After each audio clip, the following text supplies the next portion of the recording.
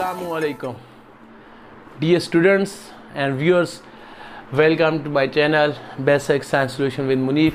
आज जो हमारा टॉपिक है वो है about the chemistry of class second year, और जो टॉपिक है वो है, उसका नाम है, topic name is third period elements. हम पढ़ रहे हैं केमिस्ट्री का चैप्टर नंबर फर्स्ट, और चैप्टर नंबर फर्स्ट में आपने पढ़ा है, चैप्टर नंबर फर्स्ट कौन सा है, S and P block elements. तो उसमें हम पढ़ चुके हैं कि पीरियोडिक टेबल के अंदर 4 ब्लॉक्स हैं, S block, P block, D block and F block. तो जो आज का जो हमारा टॉपिक है थर्ड पीरियड एलिमेंट्स हैं। तो थर्ड पीरियड एलिमेंट्स कौन कौन से हैं डियर स्टूडेंट्स? इनमें शामिल है sodium, magnesium, aluminium, silicon, phosphorus, sulphur, chlorine और आर्गन। इसका एटॉमिक नंबर है 11, इसका 12, इसका 13, इसका 14, 15, 16, 17 एंड 18। ये थर्ड पीरियड है किसका? पीरियोडिक टेबल का थर्ड पीरियड है। और फर्स्ट पीरियड कौन सा हो गया जिसमें हाइड्रोजन और हीलियम है। सेकंड पीरियड कौन सा हो गया जिसमें जो स्टार्ट होता है कहाँ से? लिथियम से। और थर्ड पीरियड स्टार्ट होता है कहाँ से? सोडियम से। तो आप पढ़ चुके हैं लास्ट लेक्चर में, फर्स्ट पीरियड में सिर्फ 2 ही एलिमेंट हैं, सेकंड और थर्ड में 8 एलिमेंट हैं। देखिए इसमें भी 8 एलिमेंट हैं। और जो फोर्थ और फिफ्थ पीरियड है उनके अंदर 18 एलिमेंट हैं। और जो सिक्स और सेवन्थ एलिमेंट पीरियड है पीरियोडिक टेबल का, उसके अंदर कितने एलिमेंट्स हैं? 32 एलिमेंट्स हैं। तो जो टॉपिक है उसकी तरफ आएँ तो इनमें आप देखें जो सोडियम और मैग्नीशियम है, they belong to S block. ये पीरियोडिक टेबल के किस ब्लॉक से बिलोंग करते हैं? एस ब्लॉक से। बाकी जो एल्युमिनियम से लेकर आर्गन तक हैं ये किस ब्लॉक से बिलोंग करते हैं? पी ब्लॉक से। क्योंकि एस जो सब शेल होता है उसके अंदर कितने इलेक्ट्रॉन की गुंजाइश होती है? मैक्सिमम 2 इलेक्ट्रॉन की गुंजाइश है। इसलिए जो एस ब्लॉक है इसके अंदर सिर्फ कितने ग्रुप्स हैं? 2। आपको बता चुका हूँ there is close relationship between electronic configuration and periodic table. तो इसके अंदर 2 ग्रुप हैं एस ब्लॉक के अंदर। और आप जिस तरह इलेक्ट्रॉनिक कन्फिग्रेशन लिखते हैं तो पी सब शेल के अंदर आप कितने इलेक्ट्रॉन लिखते हैं? 6 इलेक्ट्रॉन। तो यहाँ पर देखें पी ब्लॉक के अंदर कितने ग्रुप है? 6। Aluminium, silicon, phosphorus, sulphur, chlorine और आर्गन। तो सोडियम और मैग्नीशियम एस ब्लॉक में अंदर क्यों है? क्योंकि जब आपने लास्ट लेक्चर में इनकी इलेक्ट्रॉनिक कन्फिग्रेशन पढ़ी थी, इनका जो आखिरी इलेक्ट्रॉन है वो किसके अंदर आता है? एस सब शेल के अंदर आता है। बाकी ये जो 6 एलिमेंट्स हैं ये पी ब्लॉक में क्यों है? क्योंकि इनके आखिरी सब शेल में जब इलेक्ट्रॉनिक कन्फिग्रेशन लिखते हैं तो आखिरी इलेक्ट्रॉन किस में आता है? पी आता है। यानी P sub shell is under the process of completion. For example sodium की इलेक्ट्रॉनिक कन्फिग्रेशन क्या है? 1s2, 2s2, 2p6, 3s1। आखिरी इलेक्ट्रॉन किस में? एस में। इसलिए सोडियम किसके अंदर है? एस ब्लॉक के अंदर है। इस तरह मैग्नीशियम की लिखेंगे, इसका एटॉमिक नंबर 11 है, इसका 12 है। ये 1s2, 2s2, 2p6, 3s2, 3s1 है। इसका क्या हो जाएगा? 3s2। इसका आखिरी इलेक्ट्रॉन भी किसके अंदर है? ये एस के अंदर है। जब इसकी आप लिखेंगे बाकी इलेक्ट्रॉनिक कन्फिग्रेशन तो सेम होगी।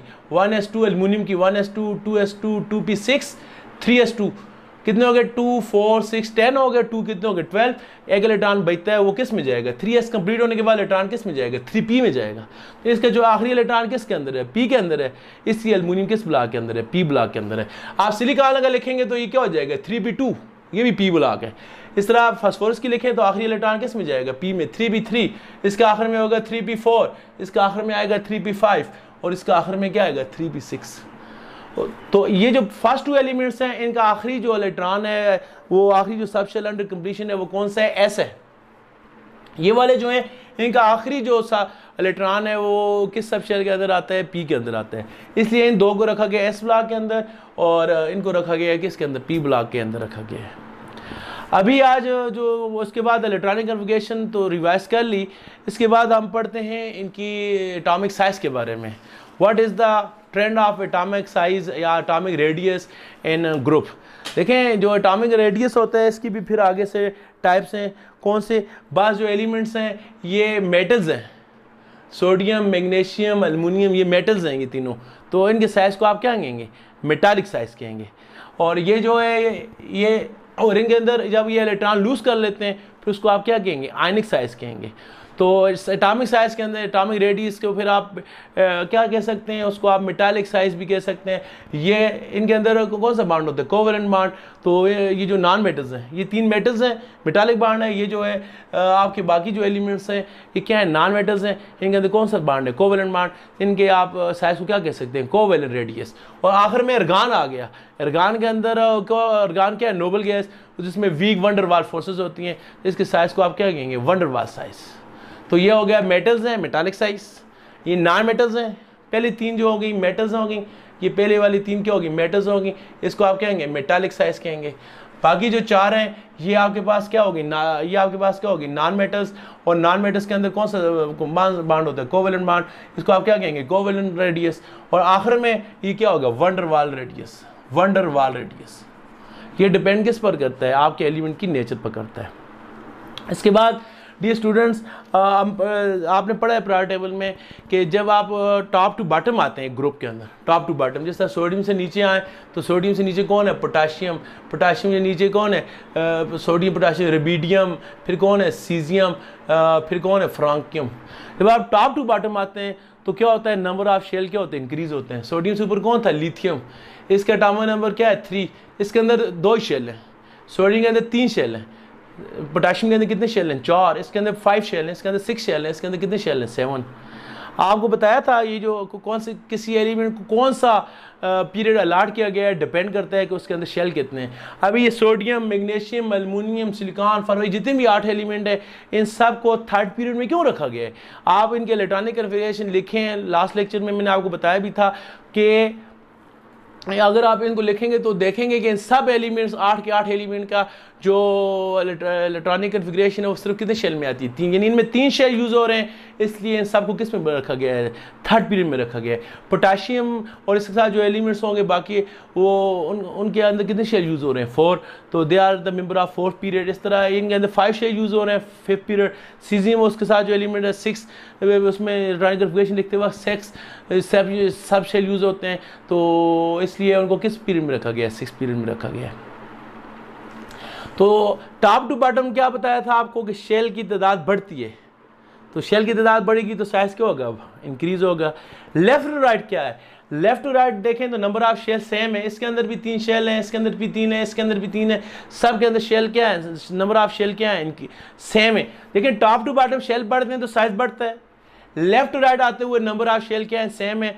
तो एटॉमिक रेडियस या को जो एटॉमिक रेडियस है वो क्या होना चाहिए, शुड बी सेम, क्योंकि नंबर ऑफ शेल सेम है तो एटॉमिक रेडियस क्या होना चाहिए, सेम होना चाहिए। लेकिन हकीकत में लेफ्ट टू राइट आते हुए एटॉमिक रेडियस क्या होता है, डिक्रीज होता है। टॉप टू बॉटम इंक्रीज इसलिए होता है कि नंबर ऑफ शेल इंक्रीज होते हैं, ये तो। लेकिन लेफ्ट टू राइट जब नंबर ऑफ शेल ना इंक्रीज होते हैं ना डिक्रीज होते हैं, फिर एटॉमिक साइज क्यों डिक्रीज होता है, उसकी वजह यह है कि जब आप लेफ्ट टू राइट आते हैं नंबर ऑफ शेल तो सेम रहता है। जब नंबर ऑफ शेल सेम होंगे तो शील्डिंग इफेक्ट एक फिनोमेना है, वो भी क्या रहेगा, आप 9th क्लास में पढ़ चुके हैं। नंबर ऑफ शेल सेम रहेंगे, जो शील्डिंग इफेक्ट है जिसकी वजह से जो दरमियान वाले इलेक्ट्रॉन है वो आउटर इलेक्ट्रॉन को न्यूक्लियस से बचा कर रखते हैं, वो शील्डिंग इफेक्ट क्या रहेगा, सेम रहेगा।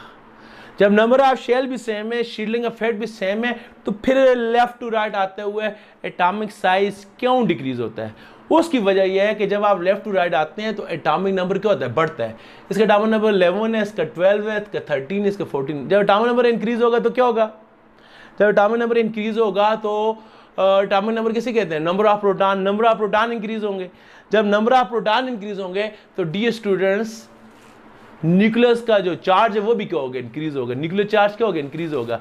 तो जब न्यूक्लियर चार्ज इंक्रीज होगा तो क्या हो जाएगा, न्यूक्लियस की जो अट्रैक्शन नजर है, न्यूक्लियस में पॉजिटिव चार्ज है, वो इलेक्ट्रॉन को अपनी तरफ क्या करता है, अट्रैक्ट करता है। जब लेफ्ट टू राइट आते हुए एटॉमिक रेडियस इंक्रीज होगा, प्रोटॉन इंक्रीज होंगे। प्रोटॉन इंक्रीज होंगे, न्यूक्लियर जो चार्ज है वो इंक्रीज होगा। जब न्यूक्लियर चार्ज इंक्रीज होगा, न्यूक्लियस इलेक्ट्रॉन को मजबूती से अपनी तरफ क्या करेगा, अट्रैक्ट करेगा। न्यूक्लियस की अट्रैक्शन इंक्रीज होगी। जब न्यूक्लियस की अट्रैक्शन इंक्रीज होगी तो ज़ाहिर है जितना न्यूक्लियस इलेक्ट्रॉन को अपनी तरफ अट्रैक्ट करेगा तो साइज क्या हो जाएगा, कंप्रेस हो जाएगा, एटॉमिक रेडियस क्या हो जाएगा, कम हो जाएगा। तो आप फॉर एग्जाम्पल सोडियम का साइज ज़्यादा है तो आपका जो मैग्नीशियम है इसका साइज उससे भी कम है, एल्युमिनियम का उससे भी कम है, सिलिकॉन का उससे भी कम है, फास्फोरस का भी कम है, सल्फर का उससे कम। क्लोरीन का उससे कम, लेकिन एर्गान का सबसे ज़्यादा। वो क्यों? ज़रा एर्गान नोबल गैस है और आप पढ़ चुके हैं नोबल गैसेस के अंदर क्या होता है, वीक वंडर वाल फोर्सेज होती हैं। यहाँ न्यूक्लियर चार्ज का फिनोमेना अप्लाई हुआ था, लेकिन एर्गान जो कि नोबल गैस है इसमें फोर्सेज ऑफ अट्रैक्शन क्या हैं, बहुत वीक हैं। इसलिए जो एर्गान का जो एटॉमिक रेडियस है इन एलिमेंट्स ये जो रूल है जनरल है इससे हट कर है, डेविएशन है। जिसका रूल क्या है कि लेफ्ट से राइट आते हुए थर्ड पीरियड एलिमेंट के अलावा बाकी प्राइम के तकरीबन तमाम जितने भी पीरियड्स हैं आप 9th क्लास में पढ़ भी चुके हैं कि लेफ्ट टू राइट आते हुए जितने भी पीरियड्स हैं प्रायर टेबल में उनके अंदर जो एटॉमिक रेडियस है वो क्या होता है, डिक्रीज होता है। लेकिन एर्गान का क्यों इंक्रीज हो गया? वजह क्या है? यहाँ फोर्सेज वीक क्या है, फोर्सेज हैं, यहाँ फोर्सेज अट्रैक्शन वीक है। तो फोर्सेज अट्रैक्शन वीक होगी तो क्या होगा, न्यूक्लियस का इलेक्ट्रॉन पर होल्ड क्या होगा, कम होगा। जब न्यूक्लियस का इलेक्ट्रॉन पर होल्ड कम होगा तो क्या हो जाएगा, न्यूक्लियस का इलेक्ट्रॉन पर होल्ड कम हो जाएगा तो साइज ऑटोमेटिकली क्या हो जाएगा, ज़्यादा हो जाएगा। तो इनका साइज क्यों कम हुआ? इसलिए कि यहाँ न्यूक्लियर चार्ज बढ़ गया था, न्यूक्लियस ने इलेक्ट्रॉन को मजबूती से अपनी तरफ अट्रैक्ट किया। जब न्यूक्लियस अपनी तो उस न्यूक्लियस ने इलेक्ट्रॉन को अट्रैक्ट किया तो ऑटोमेटिकली साइज क्या हो गया, डिक्रीज हो गया। तो ये हो गया एटॉमिक इसका रेडियस के बारे में। अच्छा, दूसरा इसके बाद है जो दूसरा इसके अंदर जो हमारा टॉपिक है, एक तो था अबाउट द एटॉमिक साइज। पहले हमने पढ़ा थर्ड पीरियड एलिमेंट कौन कौन से हैं, फिर पढ़ा हमने इनकी इलेक्ट्रॉनिक कन्फिग्रेशन पढ़ी, अभी क्या पढ़ा, एटॉमिक रेडियस पढ़ा इनका, ठीक हो गया। इसके बाद जो दूसरी है वो टॉपिक है वो क्या है, trend of ionization potential, trend of ionization potential in third period element. ये जो प्रायर टेबल का थर्ड पीरियड है इसके अंदर आयोनाइजेशन पोटेंशियल का ट्रेंड क्या है। आयोनाइजेशन पोटेंशियल किसे कहते हैं, आपने 9th क्लास में पढ़ा है और यहाँ सेकंड में इसकी क्या डेफिनेशन है, अमाउंट ऑफ एनर्जी रिक्वायर्ड, वो एनर्जी जो क्या होती है, रिक्वायर्ड होती है, किस लिए, टू रिमूव इलेक्ट्रॉन, वो एनर्जी जो इलेक्ट्रॉन को रिमूव करने के लिए चाहिए होती है, कहाँ से, from outermost shell of atom, outermost shell of atom, किसी भी एटम के आखिरी शेल से इलेक्ट्रॉन को रिमूव करने के लिए जो एनर्जी रिक्वायर्ड होती है उसको क्या कहते हैं, आयोनाइजेशन पोटेंशियल। ज़ाहिर है आयोनाइजेशन किससे निकले, आयन से। जब एटम इलेक्ट्रॉन लूज करता है वो क्या बन जाता है, आयन बन जाता है। इस पास को क्या कहते हैं, आयोनाइजेशन। और इसके दौरान जो एनर्जी चाहिए होती है, जो पोटेंशियल चाहिए होती है, इसको क्या कहते हैं, आयोनाइजेशन पोटेंशियल। तो आयोनाइजेशन निकले आयन से और पोटेंशियल हो गई एनर्जी को कहते हैं, यानी वो एनर्जी जो किसी एटम के आयन बनने के लिए रिक्वायर्ड होती है। आयन कब बनता है, जब उसमें से इलेक्ट्रॉन क्या होता है, रिलीज होता है, उसको क्या कहते हैं, आयोनाइजेशन पोटेंशियल। तो आप पढ़ भी चुके हैं 9th क्लास में डियर स्टूडेंट्स कि आयोनाइजेशन पोटेंशियल किस पर डिपेंड करती है, ये डिपेंड करती है एटॉमिक साइज पर डिपेंड करती है। वो कैसे, ज़ाहिर है एक एटम में उसका साइज जितना बड़ा होगा, एटम का साइज जितना ज़्यादा होगा, आपने क्या पढ़ा, लेफ्ट टू राइट आते हुए साइज क्या होता है, साइज डिक्रीज होता है। फॉर एग्जांपल ये आपके पास क्या है, सोडियम, उसके सोडियम का न्यूक्लियस यहाँ पर है और आउटर इलेक्ट्रॉन यहाँ पर है। सोडियम से जब इधर आएंगे ये मैग्नीशियम आ गया, मैग्नीशियम का साइज क्या हो गया, डिक्रीज हो गया। क्यों हो गया, मैंने आपको बताया, लेफ्ट टू राइट आते हुए न्यूक्लियर चार्ज क्या हो जाता है, बढ़ता है। जब न्यूक्लियर चार्ज बढ़ता है तो ऑटोमेटिकली अट्रैक्शन बढ़ जाती है न्यूक्लियस की और साइज क्या हो जाता है, कंप्रेस हो जाता है। तो यहाँ देखें ये सोडियम का न्यूक्लियस उसका इलेक्ट्रॉन है, ये मैग्नीशियम का न्यूक्लियस है, ये उसका इलेक्ट्रॉन है, ये एल्युमिनियम का न्यूक्लियस है, ये उसका इलेक्ट्रॉन है।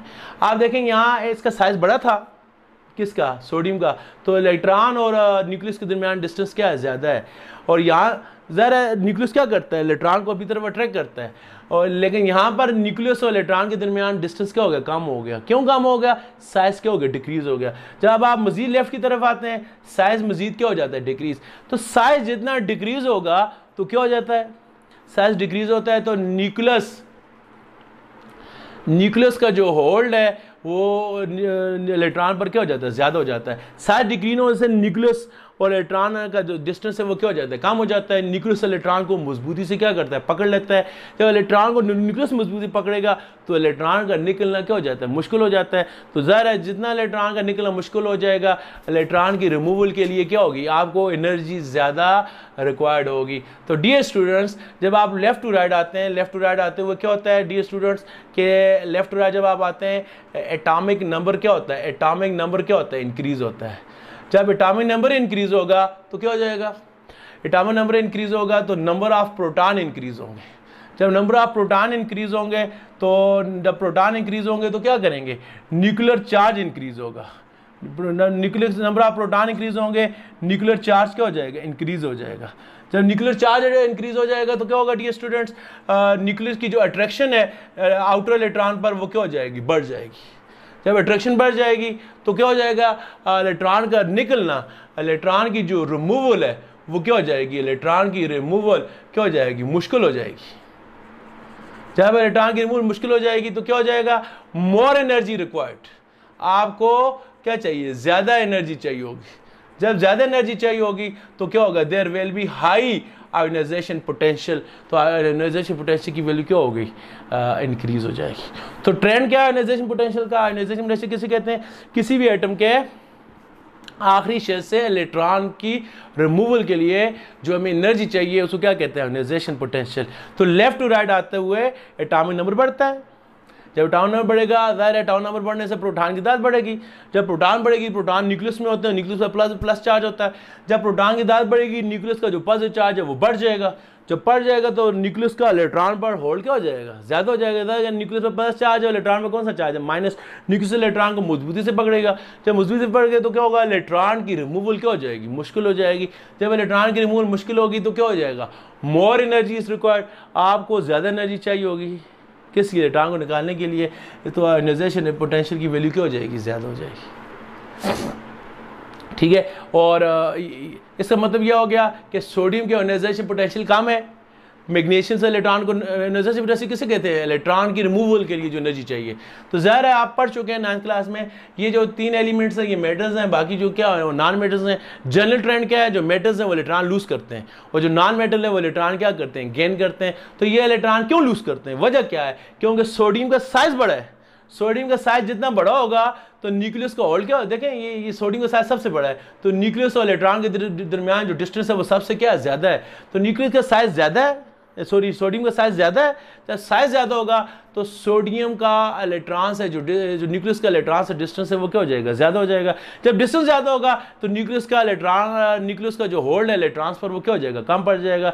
जब होल्ड कम पड़ जाएगा तो इलेक्ट्रॉन का निकलना क्या हो जाएगा, ईजी हो जाएगा। जब इलेक्ट्रॉन का निकलना ईजी हो जाएगा तो आपको क्या चाहिए होगी, लेस एनर्जी चाहिए होगी।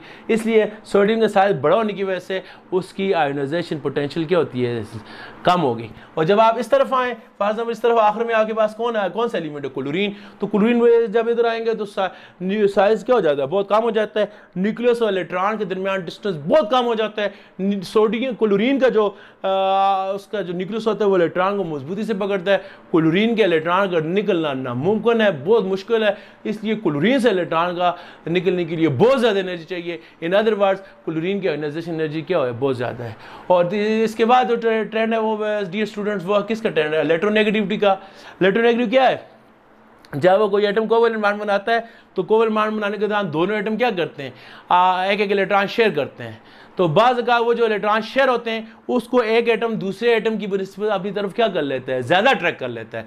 Ability of atom to attract the share pair of electron towards itself is called electronegativity. वही जिस तरह इलेक्ट्रोनेगेटिविटी किसे कहते हैं कि जब कोवैलेंट बॉन्ड बनता है तो दोनों एटम एक एक इलेक्ट्रॉन क्या करते हैं, शेयर करते हैं। फॉर एग्जांपल ये हाइड्रोजन है, इसके पास एक इलेक्ट्रॉन है, क्लोरीन के पास कितने इलेक्ट्रॉन है, 7। तो क्लोरीन को अपना वैलेंस शेल कंप्लीट करने के लिए कितने इलेक्ट्रॉन चाहिए, इसके पास 7 इलेक्ट्रॉन, एक चाहिए। और हाइड्रोजन के पास एक इलेक्ट्रॉन है और हाइड्रोजन पर कौन सा रूल अप्लाई होता है, डुप्लेट रूल। यहाँ आफ्टर रूल अप्लाई होता है, इसको 8 इलेक्ट्रॉन चाहिए स्टेबल होने के लिए। हाइड्रोजन के पास एक इलेक्ट्रॉन है, इसको मजीद कितने इलेक्ट्रॉन चाहिए, एक इलेक्ट्रॉन चाहिए। तो इसके पास 7 इलेक्ट्रॉन है, इसको भी एक चाहिए। हाइड्रोजन के पास एक है, इसको डुप्लेट के लिए एक चाहिए और इसको अपने ऑक्टेट के लिए क्या चाहिए, एक। दोनों एटम एक एक इलेक्ट्रॉन आपस में क्या कर लेते हैं, शेयर कर लेते हैं। शेयर पेयर कहाँ होना चाहिए, should be between hydrogen and chlorine. ये शेयर पेयर कहाँ होना चाहिए, हाइड्रोजन और क्लोरीन के दरमियान होना चाहिए। लेकिन जो क्लोरीन है ये क्या करता है, शेयर पेयर को अपनी तरफ क्या करता है, ज्यादा अट्रैक्ट करता है। शेयर पेयर है किसका, दोनों का बराबर उस पर हक है, लेकिन क्लोरीन अपनी तरफ क्या करता है, ज्यादा अट्रैक्ट करता है। The ability of chlorine to attract the share pair of electron towards itself is called electronegative. तो क्लोरीन की इस एबिलिटी को क्या कहते हैं, इलेक्ट्रोनेगेटिव। तो डियर स्टूडेंट्स जो लेफ्ट साइड वाले एलिमेंट है ये मैंने लिखा है सोडियम का साइज बहुत ज्यादा है।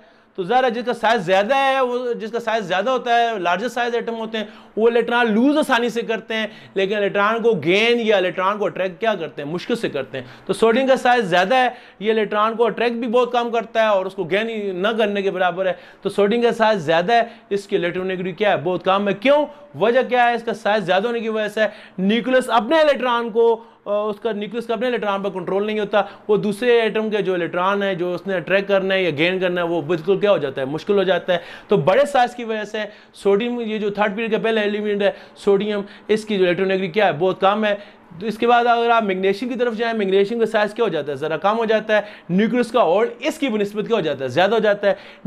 जो मैग्नीशियम है ये सोडियम की बनिस्बत शेयर पेयर को थोड़ा बहुत क्या कर सकता है, अट्रैक्ट कर सकता है, यानी इसके इलेक्ट्रोनेगेटिविटी उससे क्या है, ज़्यादा है। आप आगे जाएँ मैग्नीशियम, तो मैग्नीशियम साइज मजीद क्या हो गया, कम हो गया। तो न्यूक्लियस का जो होल्ड है इलेक्ट्रॉन पर वो मजीद क्या हो जाएगा, ज़्यादा हो जाएगा।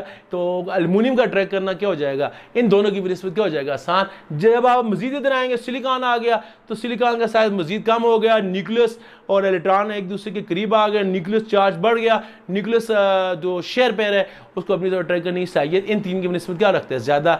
इसी तरह आप जाएँ आखिर में यहाँ पर एर्गॉन तो नोबल गैस है, और noble gas you know better के नोबल गैसेस का आखिरी शेल कंप्लीट होता है, वो इलेक्ट्रॉन ना गेन करते हैं, ना लूज करते हैं, ना अट्रैक्ट करते हैं, इसलिए ट्रेंड में हम एर्गॉन को कंसिडर नहीं करते। एर्गॉन को छोड़ें तो लास्ट में कौन आता है, क्लोरीन, और क्लोरीन का साइज सबसे क्या है, कम है, क्योंकि मैंने ट्रेंड ऑफ साइज में आपको बताया कि लेफ्ट टू राइट आते हुए एटॉमिक रेडियस क्या होता है, कम होता है। तो सबसे कम जो एटॉमिक रेडियस है वो किसका है, क्लोरीन का है। और क्लोरीन का रेडियस कम होने की वजह से न्यूक्लियस का इलेक्ट्रॉन पर होल्ड बहुत ज्यादा है, न्यूक्लियर चार्ज भी बहुत ज्यादा है। तो क्लोरीन की शेयर पेयर को अट्रैक्ट करने की पावर अपने पीरियड के जितने भी एलिमेंट हैं इन सब से क्या है, ज्यादा है। तो सबसे ज्यादा साइज सोडियम का है, सबसे कम इलेक्ट्रोनेगेटिविटी सोडियम की है, सबसे छोटा साइज क्लोरीन का है, सबसे ज्यादा जो इलेक्ट्रोनेगेटिविटी किसकी है, क्लोरीन की है। तो we can say that in a period number 3 of period table the electronegativity values increases as we move from sodium to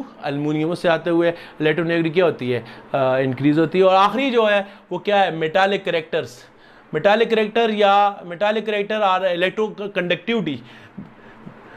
आपको बताया कि सोडियम जो है, सोडियम मैग्नीशियम एल्युमिनियम ये क्या है, मेटल्स हैं। और जो आपका सिलिकॉन फास्फोरस, सिलिकॉन जो है ये सिलिकॉन है, ये मेटलाइड है, जबकि फास्फोरस, सल्फर, क्लोरीन ये जो तीन एलिमेंट्स हैं, ये चार एलिमेंट्स हैं, ये क्या है, नॉन मेटल। ये टोटल कितने एलिमेंट्स हैं थर्ड पीरियड के अंदर, कितने एलिमेंट्स हैं, 8 हैं। तो सोडियम, मैग्नीशियम, एल्युमिनियम ये जो तीन है ये मेटल्स हैं। मेटल्स की क्या डिफिनीशन है, जो वो एलिमेंट जो इलेक्ट्रिसिटी कंडक्ट करने की एबिलिटी रखे उनको क्या कहते हैं, मेटल्स। जो आपका जो बाकी जो एलिमेंट्स हैं फास्फोरस, सल्फर, क्लोरीन, एर्गॉन ये क्या है, non metal. Non metal students को, डियर स्टूडेंट, कौन से एलिमेंट्स होते हैं जिनमें इलेक्ट्रिसिटी को कंडक्ट करने की एबिलिटी बिल्कुल नहीं होती। तो एक एलिमेंट मैंने छोड़ दिया, वो कौन है, सिलिकॉन। तो सिलिकॉन क्या है, मेटलाइड है। मेटलाइड कौन से एलिमेंट्स होते हैं जिनकी इलेक्ट्रिसिटी कंडक्ट करने की एबिलिटी मेटल और नॉन मेटल के दरमियान है। ये मेटल से कम कंडक्टर हैं लेकिन नॉन मेटल से क्या है, ज्यादा है। यानी इनकी कुछ प्रॉपर्टीज सिलिकॉन की मेटल्स की तरह है और कुछ इनकी प्रॉपर्टीज किसकी तरह है, नॉन मेटल्स की तरह है। तो अगर आप थर्ड पीरियड को देखें तो उसमें 8 एलिमेंट्स हैं। पहले जो 3 है वो मेटल्स हैं, सेंटर वाला जो है वो मेटलाइड है, और जो आखिरी वाले 4 है वो क्या है, नॉन मेटल्स हैं। तो ज़ाहिर अभी मेटल्स है, आप नॉन मेटल मेटल को तो कंपेयर नहीं कर सकते। मेटल को अगर हम कंपेयर करें तो सोडियम, मैग्नीशियम, एल्युमिनियम में से सबसे ज़्यादा जो इलेक्ट्रिसिटी कंडक्ट करता है वो कौन सा, एल्युमिनियम। क्यों, सोडियम के इलेक्ट्रॉनिक कन्फिगरेशन आप देखें तो इसके आखिरी शेल में 1 इलेक्ट्रॉन है, मैग्नीशियम के आखिरी शेल में 2 इलेक्ट्रॉन है, एल्युमिनियम के आखिरी शेल में कितने इलेक्ट्रॉन है, 3। Sodium is the member of group first having 1 electron in outer most shell, magnesium is the member of group 2 having 2 electron in outer most shell, and aluminium is the member of group 3 having 3 electron in outer most shell. ज़ाहिर है इसके आखिरी shell में 1 electron है, इसके 2 है, इसके 3 है। तो इलेक्ट्रिसिटी कंडक्ट करने की एबिलिटी किस पर डिपेंड करती है, नंबर ऑफ इलेक्ट्रॉन पर। तो सबसे ज्यादा फ्री इलेक्ट्रॉन किसके अंदर होंगे, एल्युमिनियम के अंदर होंगे। अगर आपके पास एल्युमिनियम के किसी फाइल पड़ी हुई है उसमें 1000 एटम है, तो हर एटम के पास कितने इलेक्ट्रॉन है, 3। तो 1000 एटम के पास कितने इलेक्ट्रॉन होंगे, 3000। और मैग्नीशियम के 1000 एटम है तो हर एक के पास 2 इलेक्ट्रॉन है फ्री, तो टोटल कितने हो गए, 2000। और सोडियम के 1000 एटम है, हर एक के पास 1 इलेक्ट्रॉन है, तो हर टोटल कितने इलेक्ट्रॉन हो गए, 1000 इलेक्ट्रॉन। तो जो एल्युमिनियम के एक एटम में 3 इलेक्ट्रॉन होते हैं, इसलिए इसमें फ्री इलेक्ट्रॉन ज्यादा होने की वजह से एल्युमिनियम जो इनसे ज़्यादा मेटालिक है उसकी मेटालिक प्रॉपर्टीज़ उनके मेल्टिंग बॉइलिंग पॉइंट उससे ज़्यादा हैं और बिजली को पास करने की सलाहियत भी एल्युमिनियम की ज़्यादा है। यही वजह है कि हमारे यहाँ डेली जो अप्लायंसेस हम इलेक्ट्रिसिटी यूज़ करते हैं उनमें कॉपर के बाद ज़्यादा जो यूज़ किया जाता है वो क्या यूज़ किया जाता है, एल्युमिनियम यूज़ किया जाता है। तो अगर आप इनकी इलेक्ट्रिकल कंडक्टिविटी देखें तो सोडियम के इलेक्ट्रिक इन तीनों को पहले आप अलग कंपेयर करेंगे तो सोडियम कम कंडक्टर है, मैग्नीशियम उससे ज़्यादा है, एल्युमिनियम उससे ज़्यादा है। वजह क्या है, इसके अंदर एक इलेक्ट्रॉन है फ्री, इसके अंदर 2 अनपेयर इलेक्ट्रॉन होते हैं और इसके पास कितने इलेक्ट्रॉन होते हैं, 3 अनपेयर इलेक्ट्रॉन होते हैं, क्योंकि इलेक्ट्रिसिटी कंडक्ट करना डिपेंड करता है नंबर ऑफ फ्री इलेक्ट्रॉन। तो ज़्यादा फ्री इलेक्ट्रॉन एल्युमिनियम में, तो aluminium is best conductor among these 3 metals. और जो इसके बाद आ गया मेटालाइट, तो मेटालाइट डिफिनीशन में कि मेटालाइट जो होते हैं वो मेटल से क्या होते हैं, कम कंडक्टर होते हैं। तो और नॉन मेटल्स जो है वो टोटली क्या होते हैं, इलेक्ट्रिसिटी पास करने की सलाहियत ही नहीं रखते। तो आप इस तरफ प्राइड के जो लेफ्ट साइड वाले एलिमेंट्स हैं वो मेटालिक हैं, वो इलेक्ट्रिसिटी भी ज़्यादा कंडक्ट करते हैं। जो सेंटर वाला है वो सेमी मेटल है, मेटालाइट है, वो कम कंडक्ट करता है। और जो राइट साइड वाले हैं वो सारी क्या है, नॉन मेटल्स हैं। और जो नॉन मेटल्स होते हैं वो क्या होते हैं, बैड कंडक्टर हैं। ये हो गया trend of electrical conductivity among the period of third elements. तो थर्ड एलिमेंट कौन कौन से एलिमेंट्स हैं ये हमने पढ़ा। इसके बाद इसकी इलेक्ट्रॉनिक कन्फिग्रेशन, फिर साइज का trend left to right, size decrease होता है, आयोनाइजेशन पोटेंशियल इंक्रीज होती है, इलेक्ट्रोनेगेटिव भी क्या होती है, इंक्रीज होती है, और जो मेटालिक करेक्टर है वो क्या होता है, डिक्रीज होता है। तो thank you for watching me. कोई भी क्वेश्चन हो तो आप वीडियो के आखिर में वीडियो देखकर कमेंट्स में आप पूछ सकते हैं। Thank you. अस्सलाम वालेकुम।